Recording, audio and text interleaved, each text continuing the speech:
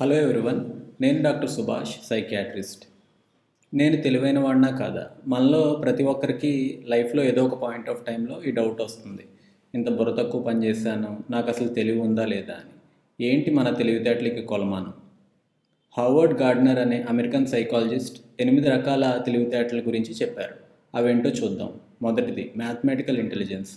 ఇది ఉన్నవాళ్ళు లెక్కలు చాలా సులువుగా నేర్చుకుంటారు. మ్యాథ్స్లో ఫార్ములాస్, ఈక్వేషన్స్ బాగా అప్లై చేస్తారు. రెండవది మ్యూజికల్ ఇంటెలిజెన్స్. ఇది ఉన్న వాళ్ళకి సంగీతం మీద ఇంట్రెస్ట్ ఎక్కువ చూపిస్తారు. సంగీతంలో ఉన్న ఇన్స్ట్రుమెంట్స్, వాడిన ట్యూన్స్ని చాలా ఈజీగా అనలైజ్ చేస్తారు. మూడవది విజువల్ స్పేషియల్ ఇంటెలిజెన్స్. ఇది ఉన్నవాళ్ళు రూట్స్ బాగా గుర్తుపెట్టుకోగలుగుతారు. ఏదన్నా కొత్త ప్లేస్కి వెళ్తే మ్యాప్ సాయంతో ఆ ప్లేస్ని చాలా ఈజీగా ఎక్స్ప్లోర్ చేయగలుగుతారు. ఒక బిల్డింగ్ ప్లాన్ని వాళ్ళ మైండ్లో ఊహించుకోగలుగుతారు. అలాగే 3D ఇమేజెస్ బాగా గీయగలుగుతారు. నాలుగవది కైనెస్థెటిక్ ఇంటెలిజెన్స్. ఇది ఉన్నవాళ్ళకి వాళ్ళ బాడీ మీద, బాడీ మూమెంట్స్ మీద కంట్రోల్ బాగుంటుంది. వీళ్ళు స్పోర్ట్స్, డ్యాన్స్ మూవ్స్లో రాణించగలుగుతారు. ఐదవది ఇంటర్పర్సనల్ ఇంటెలిజెన్స్. వీళ్ళకి కమ్యూనికేషన్ స్కిల్స్ చాలా బాగుంటాయి. వాళ్ళ మాటలతోటి, చేష్టలతోటి అవతల వాళ్ళని చాలా ఈజీగా ఇంప్రెస్ చేయగలుగుతారు. ఆరవది ఇంట్రాపర్సనల్ ఇంటెలిజెన్స్.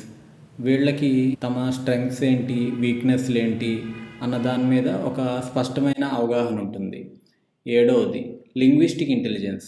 వీళ్ళకి భాష మీద చాలా పట్టు ఉంటుంది. వీళ్ళు రకరకాల లాంగ్వేజెస్ చాలా సునాయాసంగా మాట్లాడడం, చదవడం, రాయడం లాంటివి చేయగలుగుతారు. ఎనిమిదవది న్యాచురలిస్టిక్ ఇంటెలిజెన్స్. వీళ్ళకి నేచర్లో ఉన్న ప్లాంట్స్, యానిమల్స్ మీద చాలా అవగాహన ఉంటుంది. ఈ 8 రకాల తెలివితేటలు ఒక ఎత్తు అయితే, డానియల్ గోల్మ్యాన్ అనే సైకాలజిస్ట్ చెప్పిన ఇమోషనల్ ఇంటెలిజెన్స్ అనేది ఇంకొక ఎత్తు. ఏంటి ఇమోషనల్ ఇంటెలిజెన్స్ అంటే?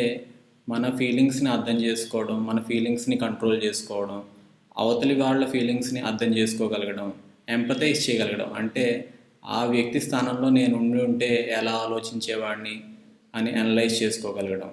ఈ ఇమోషనల్ ఇంటెలిజెన్స్ ఎక్కువ ఉన్నవారు పర్సనల్ లైఫ్లోనూ, ప్రొఫెషనల్ లైఫ్లోనూ చాలా ఉన్నతంగా ఉంటారు.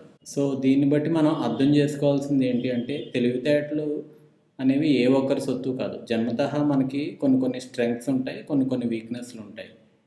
మన స్ట్రెంగ్త్స్ని మనం ఎర్లీగా గుర్తించి మన ప్రొఫెషన్ లాగా, కుదరకపోతే అట్లీస్ట్ ఒక హాబీ లాగా చేసుకుంటే మన లైఫ్ మరింత హ్యాపీగా, సక్సెస్ఫుల్గా ఉంటుంది. Thank you.